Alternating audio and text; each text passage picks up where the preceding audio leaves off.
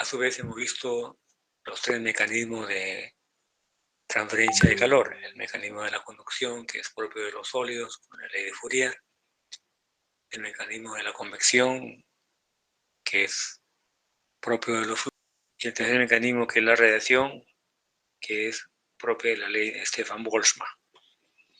Bien, hoy día hemos visto a su vez la combinación de la conducción y la convección, a través del cual se produce y se aplica en los dispositivos llamados intercambiadores de calor. Bien, entonces, en los procesos industriales que actualmente se desarrollan, se produce transferencia de calor. Pero habría que estudiarlo bien actualmente, lo que es la transferencia de calor. ¿Por qué? Porque ahora sí se cuida bastante el aspecto de los ahorros en los costos energéticos, ¿no?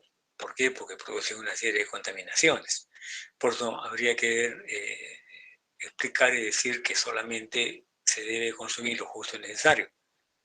Y en el mejor de los casos, desarrollar un mejor aprovechamiento de la energía que se encuentra disponible en el sistema. Ahora, los fluidos pueden estar bajo dos condiciones: o es que se calientan o es que se enfrían, ¿cierto?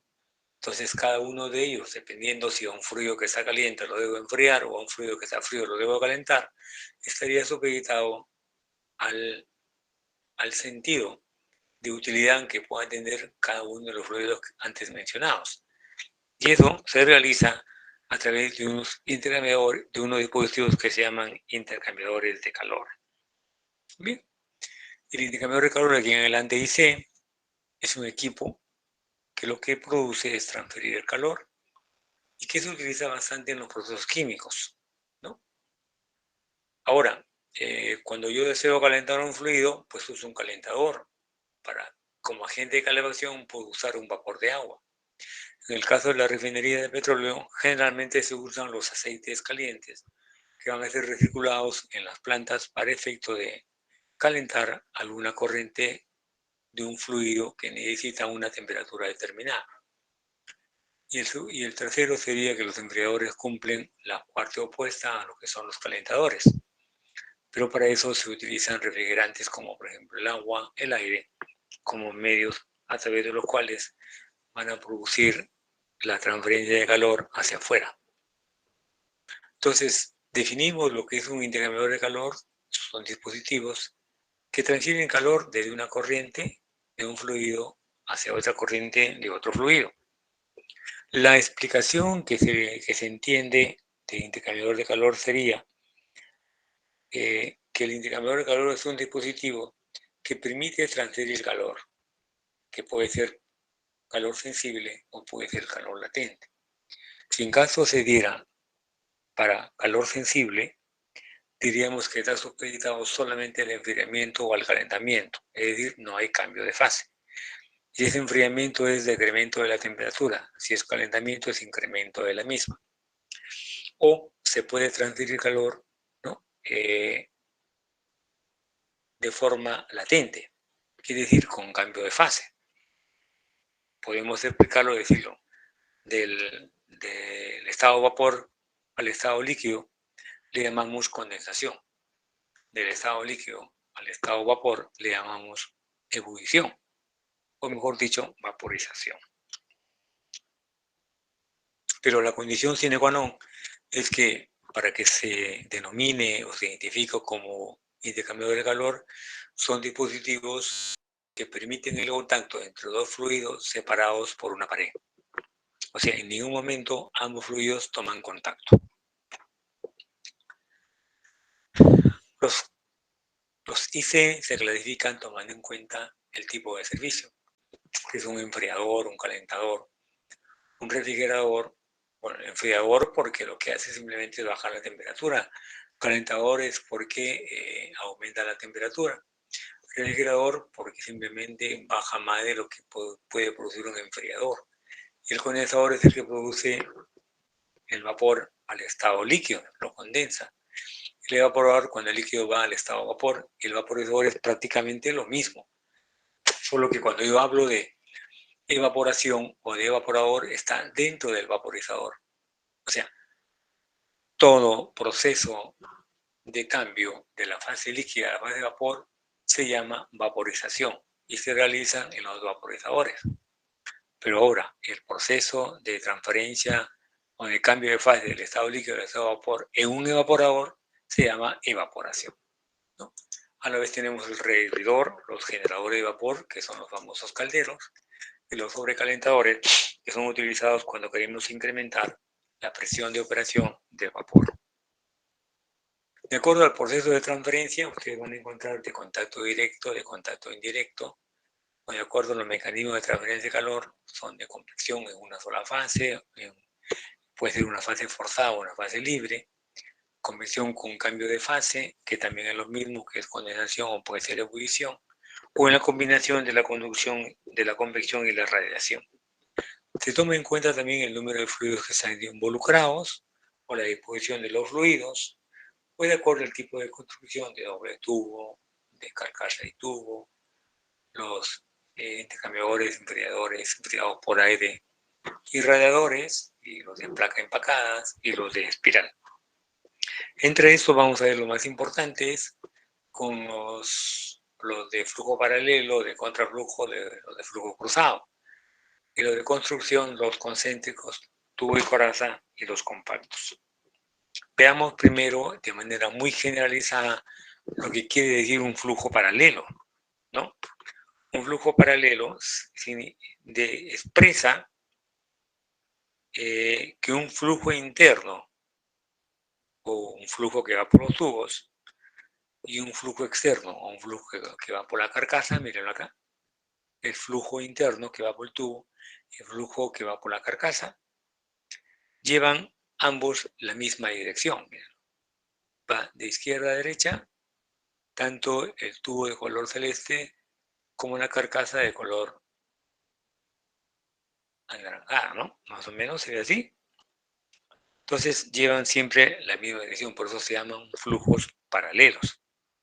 En este caso, los dos fluidos están entrando en el mismo extremo. Y se observarán ustedes que para efecto de eso, representan una diferencia de temperatura significativa, ¿no? Entonces, como el calor se transfiere del fluido con la temperatura de los fluidos, se aproximan la una a la otra. Es decir, tratan de alcanzar el equilibrio térmico entre ellas, ¿no? Entonces acá miren, un fluido caliente que va de izquierda a derecha y un fluido frío que va de derecha a izquierda. Mientras que uno, el caliente se está enfriando, el frío se está calentando. De derecha a izquierda y el otro fluido va de izquierda a derecha, en sentido opuesto.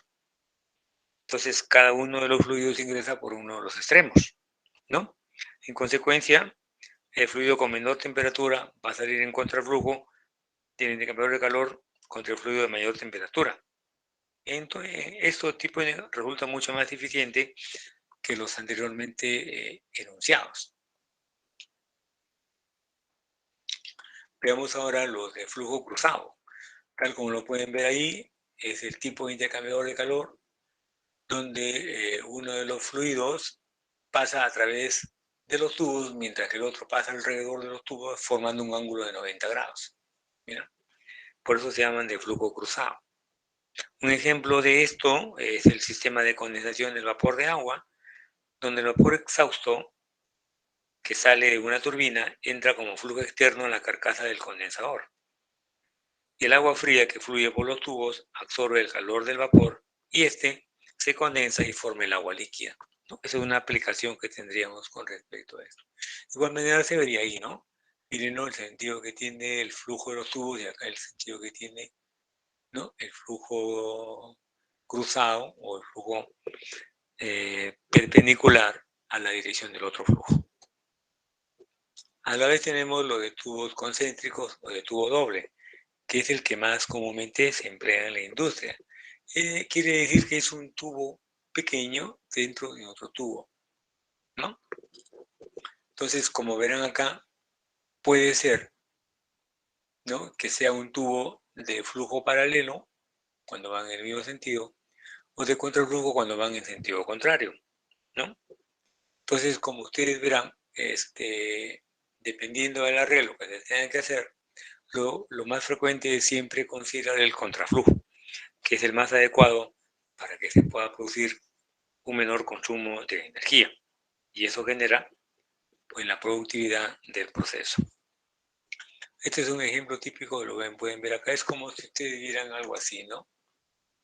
Veamos.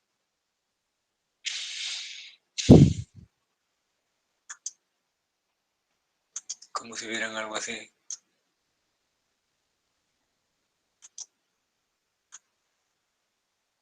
¿No? Por ejemplo, pongo acá, si le hago un corte a esto, al tubo, se va a ver así. Mírenlo, se va a ver así el corte, un tubo dentro de otro tubo. Tal cual que hago el corte acá, se vería así, ¿no? Entonces hay un fluido que circula por el tubo interior y un fluido que circula por la zona anular. Este es un ejemplo típico de un intercambiador de doble tubo. Acá hay uno más grande, por ejemplo. Mírenlo, está supeditado al número de horquillas. Tenemos una horquilla, dos horquillas, tres horquillas y cuatro horquillas, ¿no? Una horquilla es lo que da vuelta al tubo en U. Por ejemplo, acá tienen un intercambiador de calor de doble tubo, con sus respectivos componentes, el condicionante que tiene este tipo de intercambiador de calor es que su área de transferencia siempre va a ser menor a 100 pies cuadrados. Ahí lo pueden ver, por ejemplo, el tubo exterior, para un tubo exterior de 2 pulgadas, el tubo interior debe tener 1/4 de pulgada. Es lo que yo decía acá, ¿no? Este es el tubo interior y este es el tubo exterior. Esto se refiere acá. Si este de 2, el otro de 1/4. 2,5, 1/4. Si este de 3, este de 2. Si este de 4, este de 3 pulgadas. A su vez, cuando ustedes se dan cuenta de que necesitan incrementar una transferencia de calor en un tubo doble, lo que hacen es colocar aletas, unas aletas que se pueden ver así, que lo que hacen es ampliar el área de transferencia, favoreciendo la eficiencia dentro de lo que es el enfriamiento o el calentamiento. Ahí pueden ver un intercambiador de calor de tubos concéntricos con 3 horquillas. Este es de una horquilla y este, por ejemplo, es de 3 horquillas. Ahora sí viene el intercambiador de casco y tubo. Si ustedes, por ejemplo, hacen el cálculo y se dan cuenta que debe haber un tubo, calculas que debe haber, por ejemplo, un intercambiador de calor que va a tener 120 metros cuadrados. Entonces tú haces ingresar en este punto el agua que quieres calentar y te vas 120 más al fondo de la planta y vas a encontrar el agua caliente a la temperatura deseada. Pero alguien dijo, ¿y por qué hacer eso? ¿Por qué no cortar estos 120 metros de tubo en 120 tubos de 1 metro y colocarlos un tubo junto al otro y envolverlo? Por eso se llama intercambiador de calor de tubo, de haz de tubos y de casco, ¿no? Tal cual se ve ahí, ¿no? Ese tiene bastante aplicación porque son utilizados más para transferir calor latente, mientras que los doble tubos son más utilizados y más aplicados y más frecuentados para ser utilizados en transferencia de calor sensible, ¿no? ¿Por qué? Porque a través de eso estos tipos de intercambiadores desarrollan una mayor presión, una máxima presión permisible. Entonces, lo que hace simplemente es tener un número determinado de tubos que forman un haz de tubos y estos están contenidos dentro de un casco. O sea, yo los fijo el haz de tubos y lo envuelvo, los cubro. Y es lo que tendría un intercambiador de calor de casco y tubo. ¿Cómo es que esto tiene facilidad? Porque proporciona calores elevados, con grandes caudales, por ejemplo, son fáciles de construir, son fáciles de limpiar, o sea, tienen un bajo mantenimiento y son versátiles para cualquier tipo de aplicación.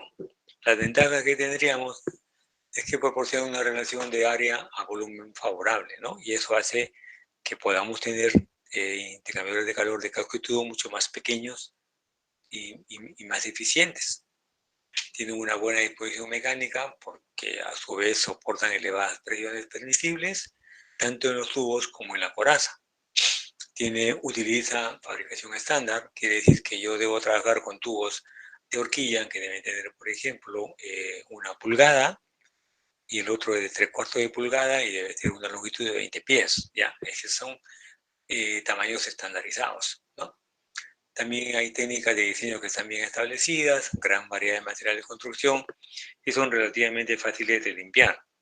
Acá pueden ver ustedes un intercambiador de calor de casco y tubo, que es un paso en el tubo y 2 pasos en los tubos. Un paso en el casco, perdón, y 2 pasos en el tubo. Este es un intercambiador de 2 pasos en el casco, mírenlo. 1 y 2, y 4 pasos en el tubo. Si tuviéramos que verlo así, algo mejor sería así, ¿no? Esto es el lado de tubos y acá está el casco, ¿no? Por acá ingresa el vapor de agua y por acá sale el agua condensada. Esta sería otra forma más real de verlo. Por acá ingresa el vapor y por acá sale el condensado. Esto ya ingresamos con los baffles o con las pantallas que son utilizadas para mantener fijo a las de tubos. Acá se ve como un vaporizador que ustedes van a tener acá. Este es un vertedero, a ese es un concentrado, a ese es un tubo en un. Estos son los famosos baffles que fijan los tubos y entran la solución para poder encontrar el tipo de producto con la congelación calculada para efecto de ser usado en otro punto de la fabricación del producto determinado. Tenemos los intercambiadores de compacto que son diseñados para lograr una gran área superficial de transferencia, ¿cierto? Y estos son bastante utilizados, por ejemplo,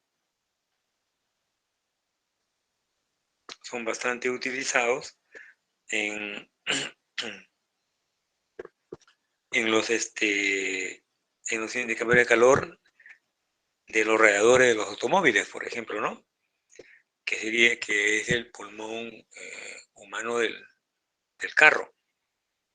¿No? Entonces, en esos tipos de intercambiadores, los dos fluidos suelen moverse en direcciones ortogonales, como se va a ver acá.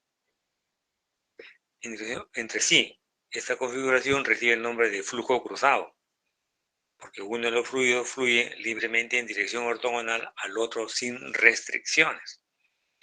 Es cuando es mezclado, y cuando es no mezclado se disponen unas placas para guiar el flujo de uno de los fluidos, tal cual se pueden observar acá. Ahí miren, por ejemplo, tiene un arreglo.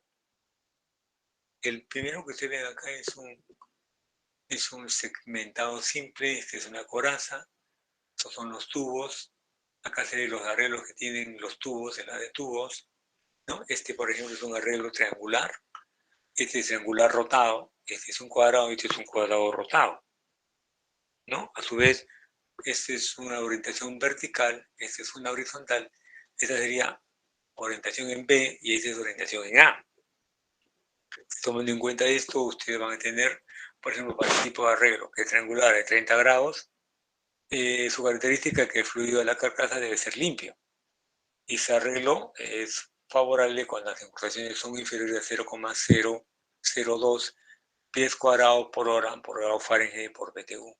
De igual manera sería para el triangular, para el cuadrado o para el cuadrado que es rotado.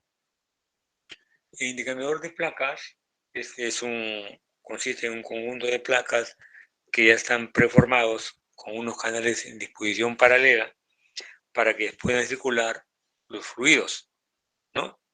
Estas placas suelen estar montadas sobre bastidores de acero y están sujetadas por 2 placas de acero misma, por lo que se compactan con bastante precisión, ¿no? Entonces, cada placa dispone de 4 bocas por donde van a circular los fluidos en paralelo, mientras que un fluido es conducido por las placas pares y otra por las placas impares, de tal forma que se produce la transferencia de calor entre ambos fluidos. Acá se ve mucho mejor, ¿no? Y lo pueden ver. el fluido caliente que está con la letra roja y el fluido frío que está con la letra azul. Sus características es que es altamente eficaz desde el punto de vista de transferir calor, tiene una gran área de transferencia de calor, a pesar que el espacio es reducido, tiene un coeficiente entre 3.500 y 7.500 para el caso de los coeficientes globales de transferencia de calor. Tiene un área entre 0,1 a 2.200 metros cuadrados, 0,1 y 2,2, perdón. El diámetro máximo es de 18 pulgadas, son versátiles, y hay que tomar en cuenta también la amplia variedad de materiales y modelos que existen. Se utiliza en la industria de alimentos, en bebidas, en una amplia gama de fluidos viscosos. Entre las ventajas que es compacto, que es 5 veces menor de lo que se requiere un IC común y corriente, son fáciles de montar, tienen una facilidad en su limpieza, tiene bajo costo de mantenimiento, bajo costo de servicio, requieren un mayor intercambio de calor, tienen una alta turbulencia en los fluidos y eso es bueno, es mejorable, es en realidad retribuible para efectos de transferir calor. Y ahí tenemos los intercambiadores en espiral, que son planchas arrolladas, formando dos canales en espirales concéntricos, ¿no? A su vez, los bordes de los canales se cierran de una manera alternativa, considerando el aspecto a través del cual se puede ver entre las características. Se mueven contracorriente, tienen las mismas características para cada fluido. O sea, esos sí son mucho más factibles porque tienden a enfriarse menos y permiten una gran aproximación entre las temperaturas, es decir, que son altamente eficientes, ¿no? Son compactos porque requieren menor espacio y se fabrican bajo cualquier tipo de metal, siempre y cuando esté hecho en frío o esté hecho en soldado. Por ejemplo, acero al carbono, acero inoxidable, aleaciones de níquel y titanio. Y se utiliza para tratamiento de lodos, de líquidos con sólido en suspensión o amplia gama de fluidos viscosos. Aquí lo ponen un condensador de cabeza, ponemos que es una combinación de flujo cruzado en espiral. Y acá, una cuestión de entender por qué lo venimos a decir esto, ahorro de espacio y tiempo. El espacio significa dinero en cualquier planta de proceso, ya sea que estamos iniciándolo o ya sea que estamos haciendo ampliaciones. Entonces, ahora sí nos queda hacer un uso racional del suelo, pues que implicaría un ahorro tremendo para la empresa. Entonces, los intercambiadores de placa son los más adecuados porque utilizan 5 veces menos el área que corresponde a un intercambiador de casco y tubo.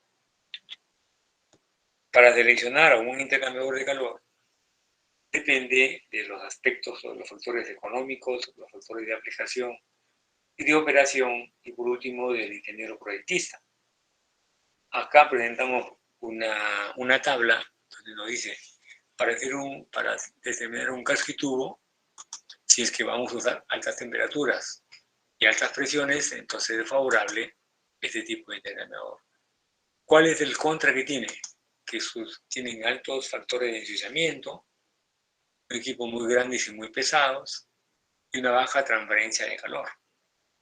En cambio, en el de placas, sí es una alta transferencia, una baja incrustación y un delta de T muy pequeño. Significa que es altamente eficiente, pues algo lo dice ahí, ¿no? Trabaja con bajas presiones y hay un buen mantenimiento, ¿no? Entonces, el intercambiador de casco y placas es una alta transferencia de calor, una alta temperatura, no utilizan juntas, pero tienen bajo factor de ensuciamiento. Cuando hablamos ahora de limpieza y mantenimiento de intercambiadores, sí, los intercambiadores producen incrustaciones dentro o deposiciones dentro de los metales, reduciendo el área interna del tubo e incrementando la velocidad. Al incrementar la velocidad, se incrementa la presión. Al incrementar la presión, genera una mayor caída de presión. Por lo tanto, vamos a reducir el área de transferencia. Por ese motivo, todos los indicadores de calor deben ser. Se recomienda que sean limpiados cada 6 meses, ¿no? Entonces, ¿cómo puedes limpiarlo? Uno de ellos es a través de un taladro mecánico al interior de los tubos y limpias el exterior con aire a presión y por lavado. El otro sería que calentar el lado de tubo con un baño de gasolina y con soda cáustica. El tercero, hacer circular ácido inhibido, por ejemplo, ¿no? Se puede limpiar el lado de tubo por chorrado de arena seca. Y para una limpieza interior, pues habría que quitar las tapas, siempre y cuando no hagamos el desmonte de la tubular, eliminando la suciedad que va a quedar como un latiguillo que expulsa el agua a una presión de 80 a 100 kilogramos por centímetro cuadrado. Ahí pueden ver ustedes cómo se hacen las limpiezas, mírenlo. Cómo es que es más de tubos, mírenlo ahí, se hace. ¿Ven? Cómo está haciendo la limpieza interna. ¿Ven? Ahora, cuando hablamos nosotros de corrosión y de ataque, sí hablamos pues simplemente del ataque químico o de la corrosión galvánica que puede producirse dentro de los equipos, ¿no? Y esa corrosión en realidad pues disminuye, merma, y eso hace que el equipo no funcione con tanta eficiencia. Entonces, para eso va a ser necesario eliminar toda la parte de la corrosión o del ataque químico que ha producido al metal. Bien, ustedes lo que van a tener acá, miren, es que, por ejemplo, acá digo Q es igual a MCP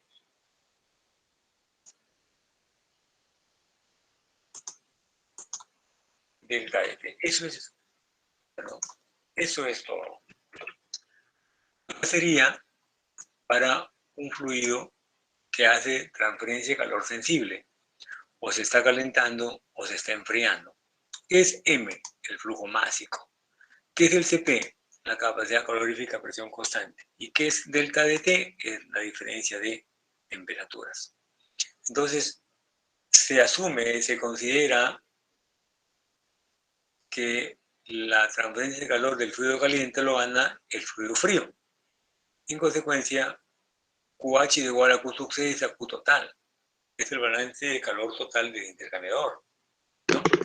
Entonces, si yo tuviera que hacer para un balance diferencial de área, ahí la cosa cambia, porque ya tengo que hacer diferencial de Q por MSP por diferencial de T, porque es lo que está cambiando, tanto para hot como para cool, ¿no? Para caliente como para frío, ¿no? Entonces, la velocidad de transferencia estaría sujetada en función del coeficiente global, asumiendo que es T caliente menos T frío, ¿no?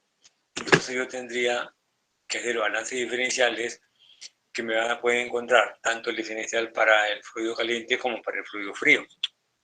Eso permite y considera que entonces el diferencial del gradiente de temperatura estaría en función del resto de la ecuación de transferencia de calor sensible, expresándose en esta forma. Este es lo que nos interesa, ¿cierto? Sustituyendo a qué equivale este valor acá, tendríamos entonces el desarrollo matemático de esto, que me da menos delta de T1 menos delta de T2 sobre la temperatura de entrada del fluido caliente menos la temperatura de salida del fluido caliente. Entonces me va a quedar así. Ahora, voy a reemplazarlo y puedo obtener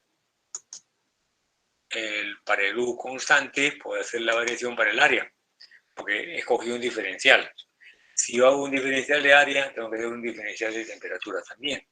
Entonces, matemáticamente hablando, yo tendría el U por el A por el delta de T. ¿Pero qué es el delta de T? Delta de T1 menos delta de T2 sobre el logaritmo de delta de T1 sobre delta de T2. Yo le podría colocar así también, ¿ve?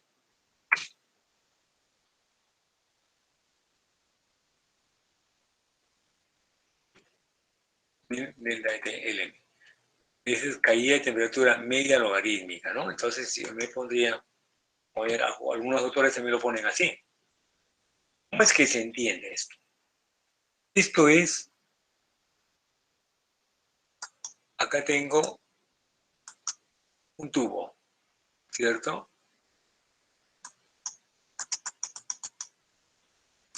Este es el tubo. Por el tubo circula un fluido de T1 a T2. Este fluido transfiere calor a este otro fluido, al que está acá, que tiene una temperatura interna de TI, acá sería TI y acá sería TO, que es el de acá.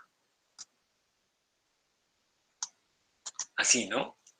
Yo tengo TI y tengo TO. Entonces va a significar entonces que si yo hago entre TI y TO, debería tener a lo largo y ancho, cuando L vale 0, cuando L vale mayor que 0, yo tendría que la diferencia de temperatura entre TI menos TO va a ser siempre la misma. No, porque por acá puede cambiar. El delta de T por acá puede variar, entonces no es constante. Al no ser constante, entonces hay un sesgamiento de error. Para evitar eso, lo que se hace es involucrar a las 4 temperaturas. Temperatura de entrada de agua caliente, temperatura de salida de agua caliente, temperatura de entrada de agua fría, temperatura de salida de agua fría, ¿no? Entonces yo tendría una consideración así, englobando las 4 temperaturas. Y me va a dar este valor, que es el delta de T LM,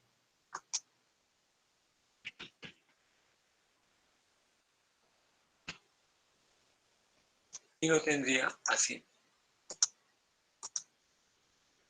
¿no? Así sería, ¿no? Acá yo le podría poner también, es un delta de T medios, ¿no? Esto se va por delta de TLM. ¿Pero qué significa el delta de TLM? Acá está. Acá sí es m'CP porque uno es fluido frío, otro es fluido caliente, y yo tendría una expresión como esta. Matemáticamente hablando, voy a reemplazarlo en función de su diferencial de la temperatura, y yo tendría una ecuación de balance de calor expresado así. Delta de T2 menos delta de T1 sobre el volumen total de delta de T2 sobre delta de T1. Es más o menos lo que vale a decir el área media logarítmica, ¿recuerdan? Entonces yo tendría acá. Este es el fluido caliente y acá está el fluido frío, que es flujo paralelo. Este es el fluido caliente y este es el fluido frío, que este es contraflujo. Tal cual lo demuestran acá. Cuando es flujo paralelo, los dos ingresan por el mismo extremo. Cuando es contraflujo, uno ingresa por un extremo y el otro ingresa por el otro extremo.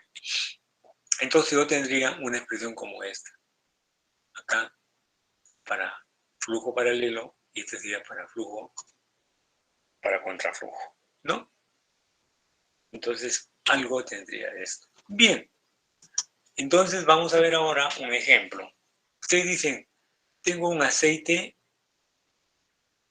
pesado que tiene un CPM de 230, ¿no? Y se está enfriando en un intercambiador de calor desde 3719 hasta 349.7 Kelvin, fluyendo por el interior de la tubería a una velocidad de 3.630 kilogramos por hora. Ahora, ¿qué se utiliza para enfriarlo? Agua, M450 kilogramos de agua, que está a 288.6 Kelvin, y este fluye por el exterior, ¿no? Nos piden calcular la temperatura de salida del agua y el área de transferencia de calor. A ver.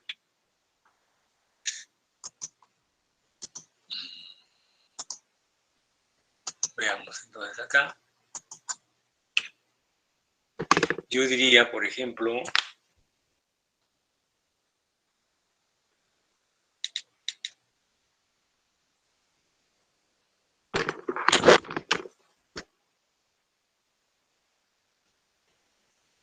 este es un aceite, ¿no?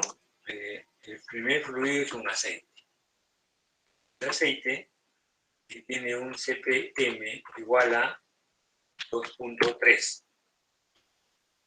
kilojoule por kilogramo Kelvin. Eso es lo que tengo, ¿no?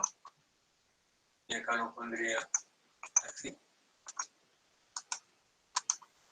Es lo que me dé el dato. Ahora, se tiene que enfriar desde 371.9, va a ir hasta 349.7 Kelvin. Kelvin. Ahí se va a enfriar, mírenlo, para que se vea mejor. Se va de 371 a 349.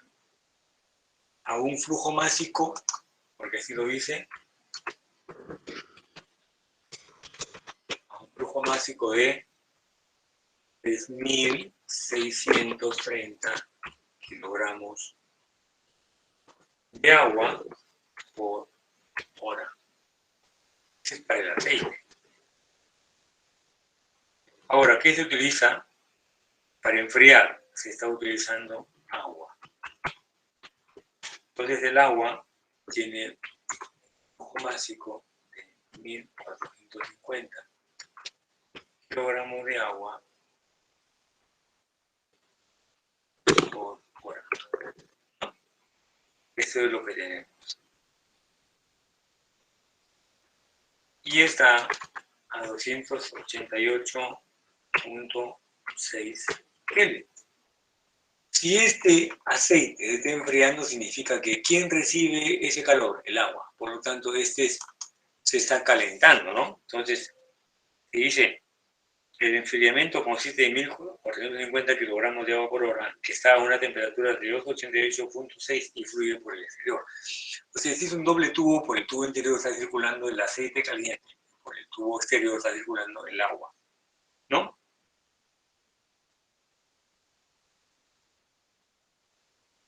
Sí, profesor. Bien. Entonces, si yo lo tuviera que ver acá, yo le pondría, por ejemplo, acá, P, ¿no? 1 es igual, y que le pongo P igual 2 es igual.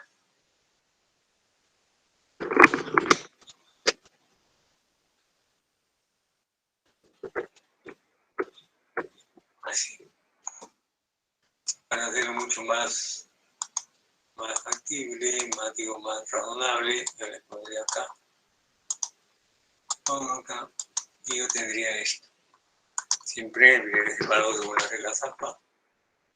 ¿Cierto? Y acá sería así. Pero si es este 1, yo lo tendría acá de 2, ¿cierto? Ahora, ¿qué me piden hallar?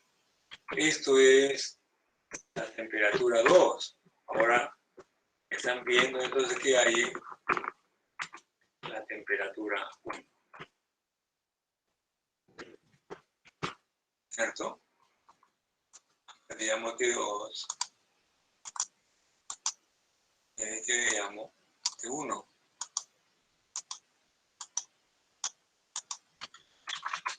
Eso es lo que tengo, ¿no? Pero como ya hemos dicho que la cantidad de calor que cede el fluido caliente lo va a ganar el fluido frío, entonces yo puedo encontrar, podría calcular cuánto vale el calor. Lo pongo en chiquito esto mejor. ¿No? Entonces lo pongo en calor. Sería MCP. ¿Cuánto vale M del fluido del aceite? 3.630. Lo podemos poner así.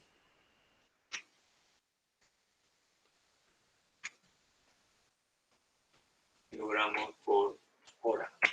¿No? Acá sería por 2.3, que tiene kilojoule por kilogramo por Kelvin, por 361.9 menos 349.7 Kelvin. Entonces, esto me va a dar 185.400 kilojoules por hora, lo que equivaldría a colocarlo en función de otras unidades, 51.490. Mejor lo pongo por acá.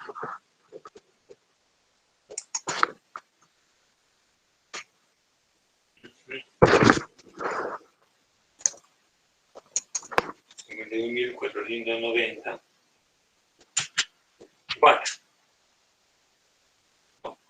sería.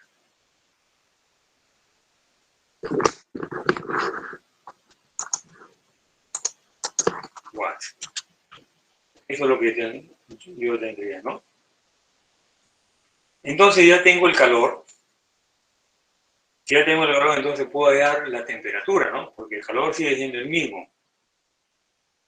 Sería 185.400, que va a ser igual al calor por el M. ¿Cuánto vale el M del agua? 1450 por el CP del agua. El CP del agua es 4.187, que es altamente conocido, por T1 menos T2, que vale 288.6, ¿no? Eso es lo que tendríamos.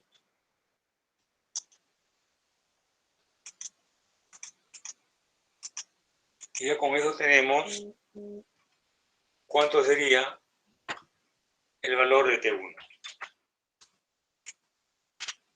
El T1 tiene un valor de 319.1 Kelvin. ¿No? Calculándolo de la ecuación con una sola incógnita, ¿no?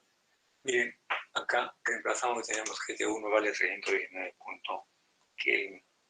Ahora, para eso necesitamos hallar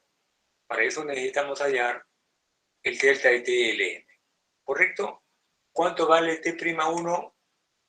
Acá está. ¿Cuánto vale T'2? Acá está. ¿Cuánto vale T2? Aquí está. ¿Cuánto vale T1? Aquí está.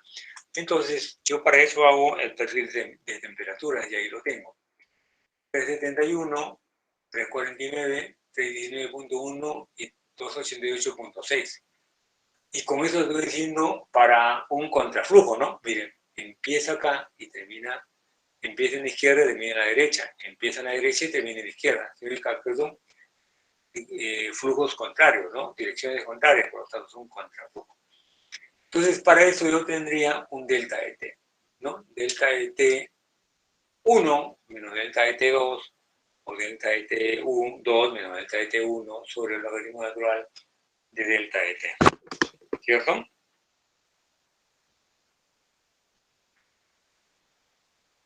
Sí, ingeniero.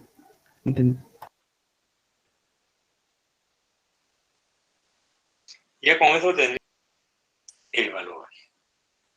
Si yo le llamo a este, yo le llamo delta de T2 y a este le llamo delta de T1, significa entonces que sería 61.1 menos 52.8 sobre logaritmo natural de 61.1 entre 52.8. ¿Correcto? Y esto sí me da entonces un valor de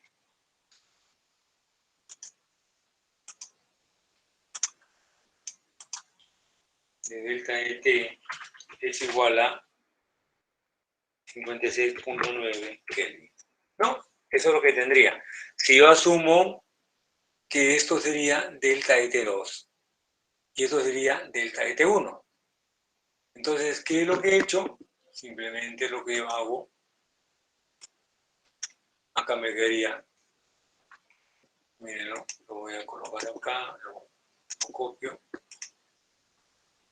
e inserto, lo pongo acá,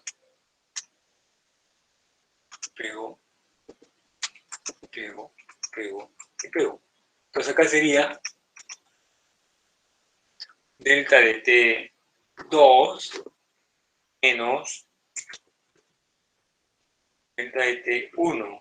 Esto sobre logaritmo natural de, le pongo este,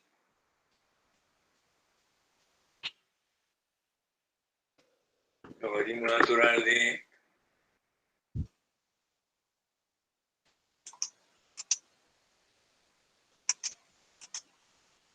copio acá y pongo acá sobre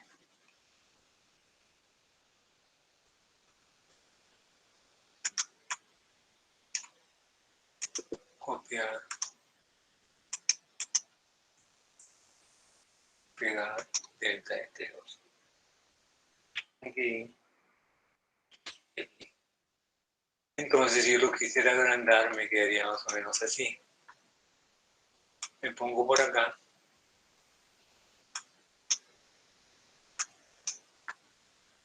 Ahí lo tendría. ¿Cuánto vale esto?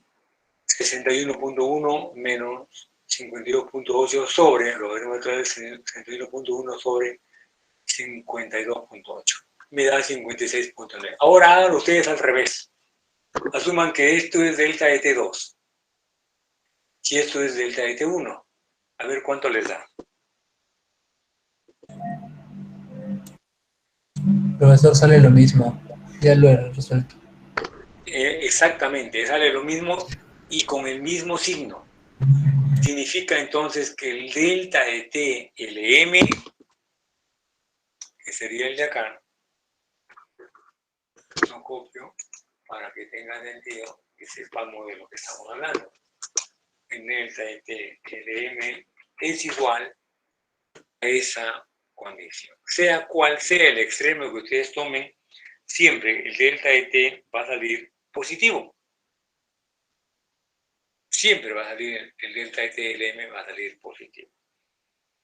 Ahora, si ya tengo entonces el calor, acá ya tengo el calor, que es igual al U por el A por copiar por delta de TLM. ¿Cuánto vale este Q?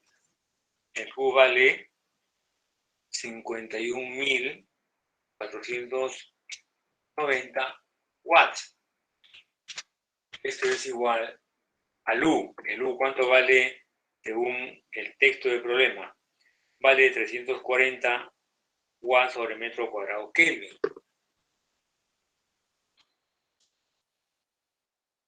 Watt sobre metro cuadrado Kelvin. ¿No? Entonces lo pondría yo acá.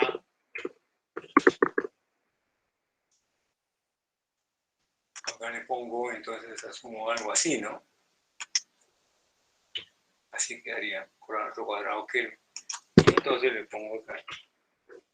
Estaría multiplicando toda la condición. Ahora esto va por el A. Por el A. Por delta de TLM. ¿Cuánto es delta de TLM? 56.9. Y con eso entonces puedo sacar cuánto sería el A. El A sería igual a 2.66 metros cuadrados. ¿No? Y con eso tendría el valor. Ahora, ¿qué hago si yo tomo en flujo paralelo? Significaría entonces, para flujo paralelo, vuelvo a hacer lo mismo.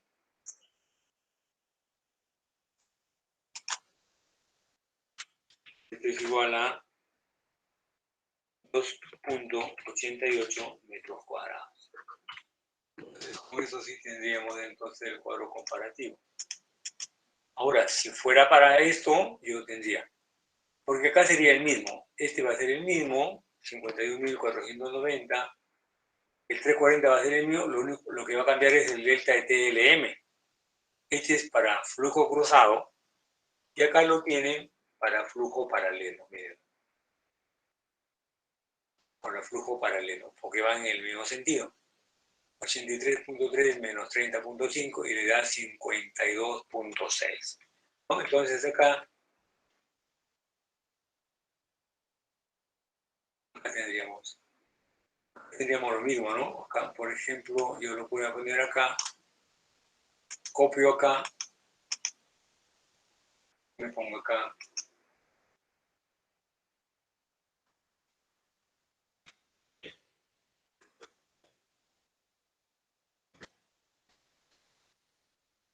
Con eso saco el valor. Entonces, mírenlo, cuando es en contracorriente, el área es más pequeña que cuando es en flujo paralelo.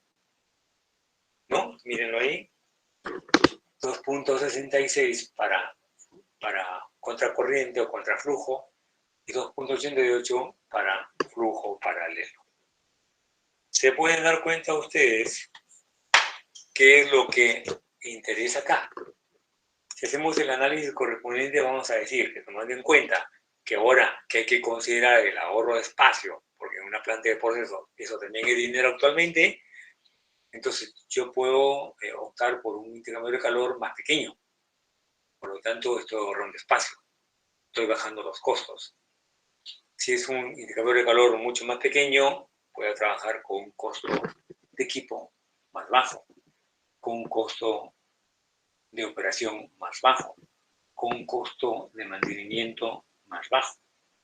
En consecuencia, si hablo de un intercambiador en una planta donde pueden haber 140, 160 indicadores de calor, eso va a influir de una manera u otra en el sentido de la producción, permitiéndome bajar los costos e incrementando la utilidad en la empresa. Eso es lo que nos daría a entender eso, ¿no? Esa condición. ¿Preguntas hasta acá? Sí, profesor, yo tengo dos preguntas. Sí. Usted estaba explicando los tipos de intercambiadores de calor y me quedé con la duda de en qué aplicaciones industriales tendrían los tubos dobles y también los intercambiadores de calor casco-tubo. Los tubos dobles son los que se utilizan cuando vamos a transferir calor sensible, o sea, cuando no hay cambio de fase. Y los de casco y tubo se utilizan cuando vamos a transferir calor latente, es decir, cuando hay cambio de fase. Eso no quiere decir que solamente se use para eso, ¿no? Se recomienda que para casco y tubo sea usado, por ejemplo, ahí tenemos en el laboratorio un condensador, que es de casco y tubo, por ejemplo, ¿no? Porque condensa el vapor y lo lleva líquido, ¿no? El de doble tubo generalmente son para transferir calor sensible, es para transferir bajas cantidades de calor, para operar bajos caudales, ¿no? Y en consecuencia cuando las áreas son menores a 100 pies grados, a 100 pies cuadrados, ¿no? Que sería lo contrario a lo que significa el de casco y tubo. ¿Entiende? Sí, profesor, muchas gracias. ¿Ya? ¿Alguna pregunta más? Profesor, bueno, en este caso, como hemos visto, sería mejor utilizar la contracorriente debido a que el área es menor.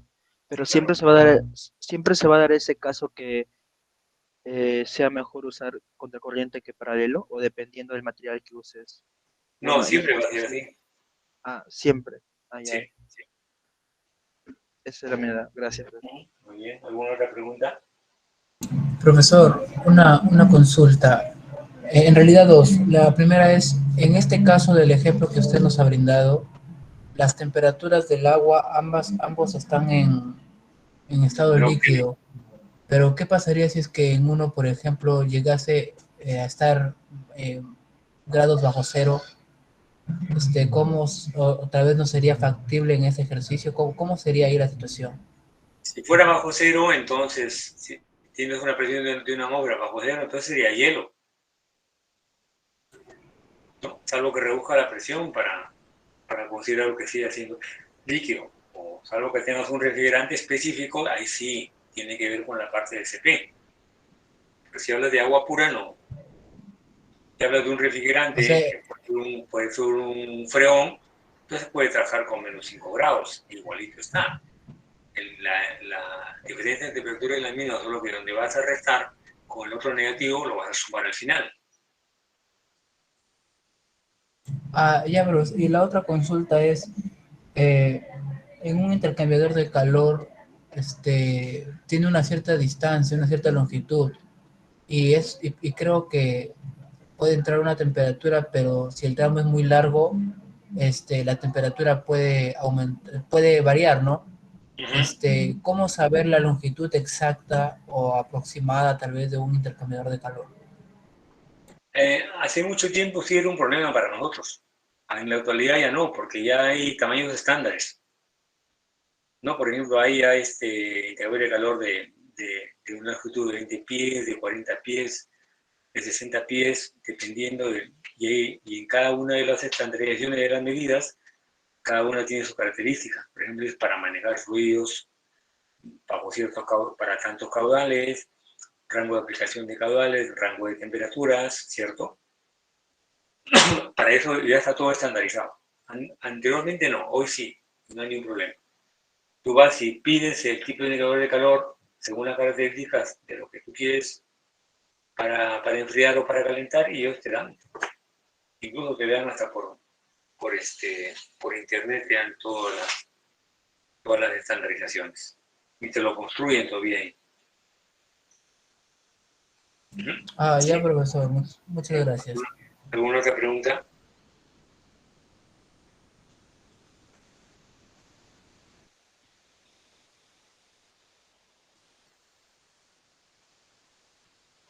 Hagan un captura de pantalla a eso y resuelvan el ejemplo. Ahí tienes el CPE